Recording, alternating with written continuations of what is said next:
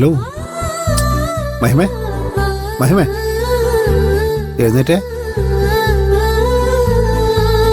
എടോ ഇതെന്തോ ഉറക്കോടോ? ബൈക്കിൽ നിന്ന് വീഴാത്ത ഭാഗ്യോ?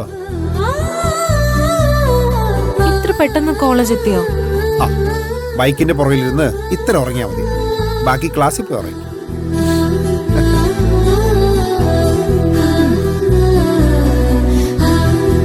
ക്ലാസ് കഴിയുമ്പോ പിക്ക് ചെയ്യാൻ വരുമോ? അല്ല, വീട്ടിൽ നിന്ന് എനിക്കായിട്ടൊരു സ്കൂട്ടർ ഇല്ലേ, അതിൽ വന്നാ പോരായിരുന്നോ? അതെടുത്താ ഇതുപോലെ വക്കീലിന്റെ പുറകിലിരുന്ന് യാത്ര ചെയ്യുന്നതിന്റെ സുഖം കിട്ടോ? ആ അത് ശരിയാ, പക്ഷേ അതിന് മറ്റൊരു ഗുണം കൂടി ഉണ്ട്. രണ്ടു വണ്ടിയിൽ പെട്രോൾ അടിക്കേണ്ട കാശ് ലാഭിക്കാലോ. ഞാൻ റൊമാൻറ്റിക് ആയിട്ടൊരു കാര്യം പറഞ്ഞ ഇങ്ങനെ ഒരു കാര്യം കണ്ടുപിടിക്കാൻ വക്കീലിന് മാത്രമേ പറ്റൂ. കിട്ടും ഇനി ഇങ്ങനെ പറയൂ, വക്കീലിന്റെ തല്ലല്ലേ? ഇനി അടിക്കില്ല.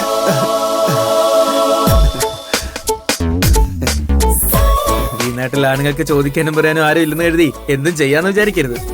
ആളുകൾ കണ്ടു നിൽക്കുമ്പോ ഭർത്താവിനെ എങ്ങനെ അടിക്കാൻ പാടുണ്ടോ? ഒക്കെ ആരും കാണാതെ ബെഡ്റൂമിൽ വെച്ച് മതി. അത് ശരി, അപ്പൊ അടിയിട്ട് നേരത്തെ തീരുമാനമായല്ലേ? ഞങ്ങൾക്ക് വക്കീലിനോട് സഹതാപം തോന്നുന്നുണ്ട്. എന്തിനാ വക്കീലെ ഇവളെ കല്യാണം കഴിച്ചത്? തൊട്ടതിനെ പിടിച്ചവനൊക്കെ എല്ലാവരും തല്ലും. കണ്ടോ കണ്ടോ? സാരമില്ലടോ, എനിക്കിപ്പോ കിട്ടി നല്ല ശീലമായി. അതുകൊണ്ട് പണ്ടത്തെ പോലെ വേദനയും തോന്നണില്ല. ചുമ തമാശ പറഞ്ഞല്ലോ. എനിക്ക് ചിരി വന്നില്ല. അല്ല, നിങ്ങൾ എന്ത് കാര്യത്തിന് ഇപ്പൊ ഇങ്ങോട്ട് വന്നേ? ഞങ്ങൾ റൊമാൻറ്റിക് ആയിട്ട് മിണ്ടിയും പറഞ്ഞു ഇരിക്കായിരുന്നു. നിന്റെ റൊമാൻസ് ഞങ്ങൾ കണ്ടതാണല്ലോ. അതിന്ന് വക്കീലിനെ രക്ഷിക്കാനാ ഞങ്ങൾ ഓടിയെത്തിയത്.